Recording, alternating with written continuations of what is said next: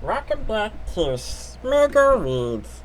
Last time, last time in the Wizard of Oz, we see Dorothy meet the Scarecrow, who doesn't have a brain, but for some reason, he can talk.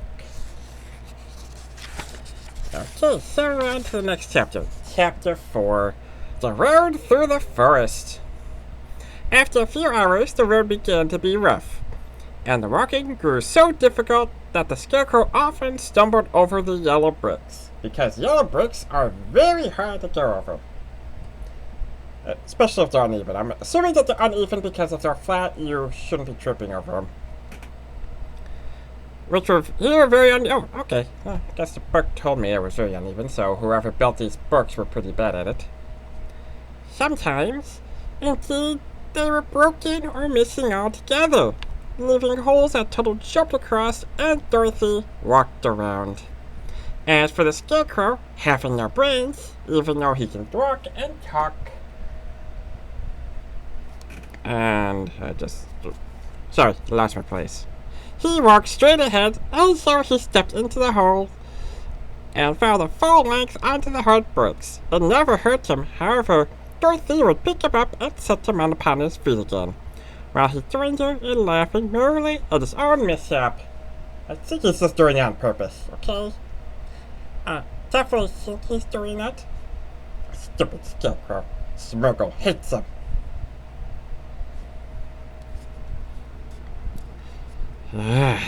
Always trying to be a clown. Don't be a clown. Clown's creepy. Smergal met a clown once. He tried to kill me. And he also tries to give me a toy boat that didn't accept that. The farms were not nearly so well kept for here as they were farther back. There were few houses and fewer fruit trees, and the farther they went, the more the smell and lonesome that country became. That got done pretty quickly. At noon, they sat down by the road near the little brook, and Dorothy opened her basket and got out some bread. She offered a piece to the Scarecrow, but he refused. "I am never hungry," he said, "and it's a lucky thing I'm not, for my mouth is only painted, and yet I can talk.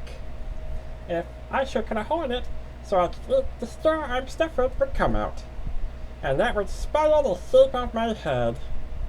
Dorothy saw at once that this was true. She only nodded and went on eating her bread. Smergal hate bread! Smergal think bread is evil! Ah. I agree with Scarecrow, don't want bread. "Tell me something about yourself and the country you came from," said the Scarecrow when she had finished her dinner. So she told him all about Kansas and how great everything was here, and how the cyclone had carried her to the land of Oz. The Scarecrow listened carefully and said, "I cannot understand why you wish to leave this beautiful country and go back to the dry, gray place you call Kansas. I agree. I would rather live here. It's much better. It's so beautiful. Better than gray." Smergal hates gray. "That's because you have no brains," answered the girl. Wow! What, that was an insult. "No matter how dreary and gray our homes are, we people of flesh and blood would rather live there than any other country. Be it ever so beautiful, there's no place like home."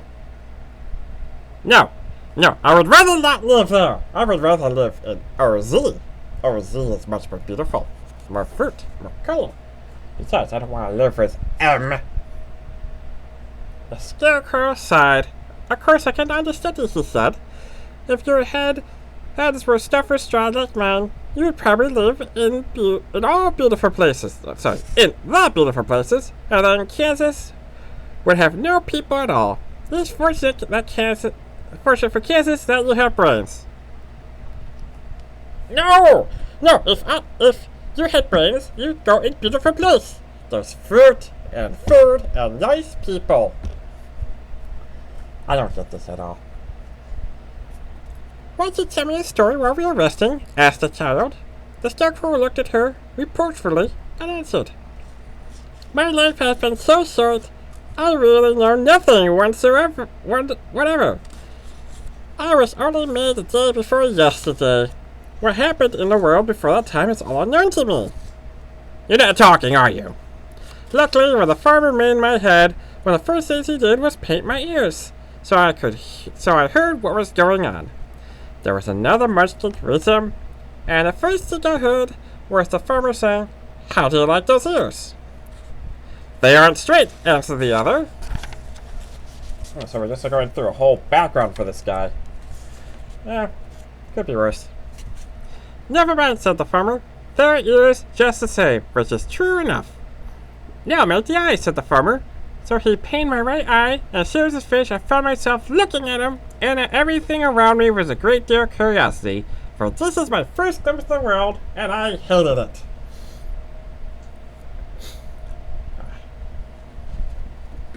Sorry. Stupid cat keeps going into my cave. Don't like cat. Give him one fish, and he keeps coming back. "That is a rather pretty eye," remarked the munchkin who was watching the farmer, "and no concept of art. Blue paint is just the color for eyes." "Oh no, just give him like two black holes and you can call it eyes. In fact, you can just do any color. It don't have to be blue, but whatever. I'm just nitpicking." "I think I'll make the other one bigger," said the farmer. And when the second eye was done, I could see much better than before. Then he made my nose and my mouth, but I did not speak, because at that time, I did not know what a mouth was for. "But you now know what a mouth is for. You may not have any brains inside you, but you're smart if you know what a mouth is for. You know all this stuff. This guy's not dumb. He's smart. He just needs to learn things." And he is. "I had fun watching him make my body, my arms, and my legs. And when I fastened on my head at last, I felt very proud, for I thought I was just as good as anyone. This feller will steal the crows fast enough," said the farmer. "He looks just like a man, with uneven ears and two eyes that are not the same, so anyone with OCD would hate it. They would hate it. Stupid uneven eyes, they're just like stupid orcs."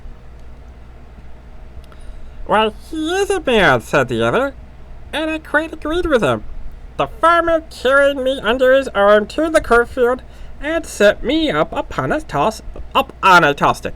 I think a pun would also be good too. "Where you found me?" He and his friends soon after walked away and left me alone forever. I did not like to be deserted this way, so I tried to walk after him, but my feet would not touch the ground. I was forced to stay on that pole. It was a lonely life to lead, for I had nothing to think of, having been made such a little while ago. Many crows and other birds flew into the cornfield, but as soon as they saw me, they flew away.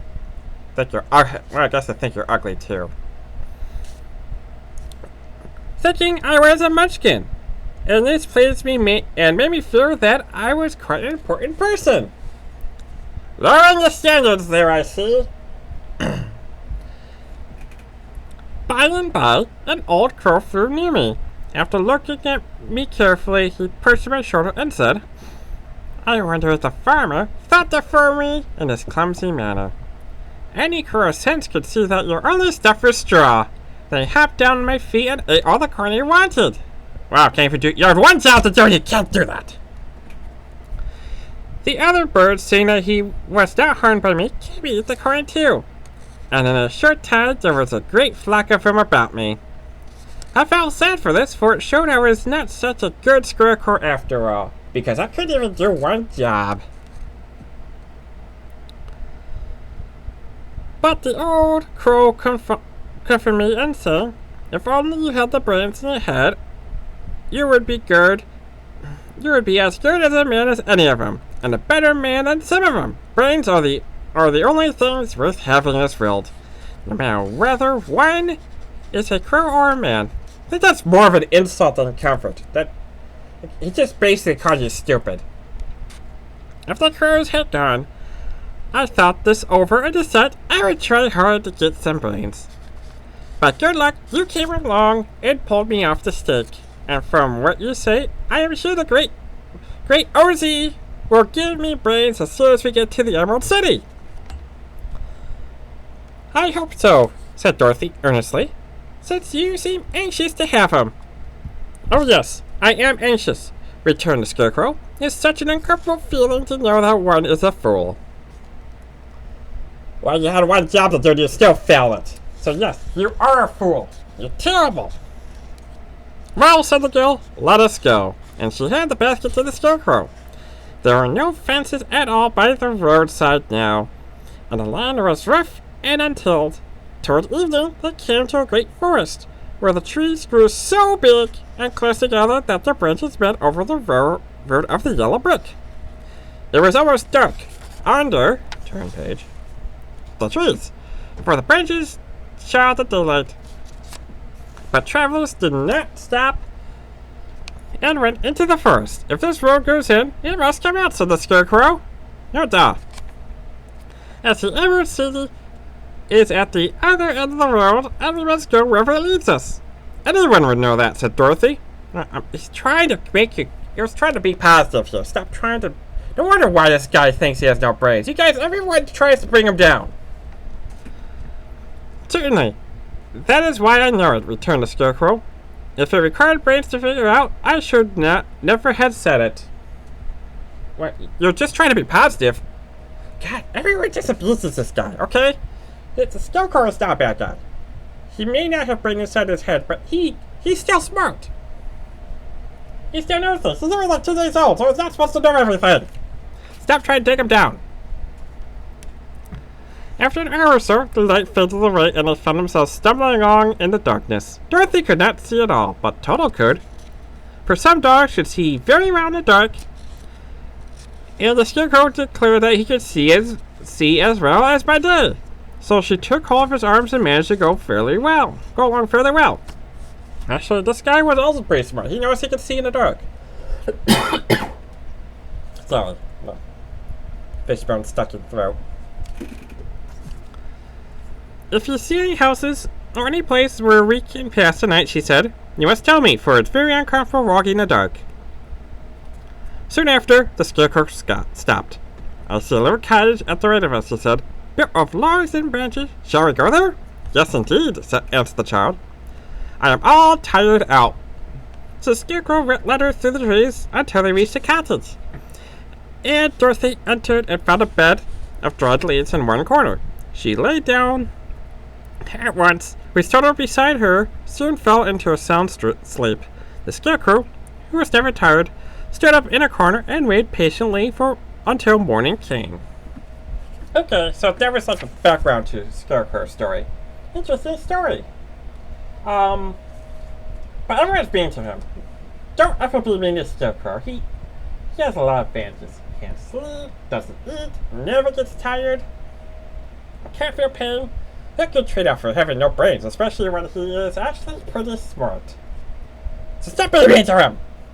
So, next time we'll do Chapter 5.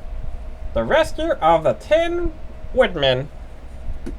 So next time, this is Smergal, feeding the Wizard of Oz.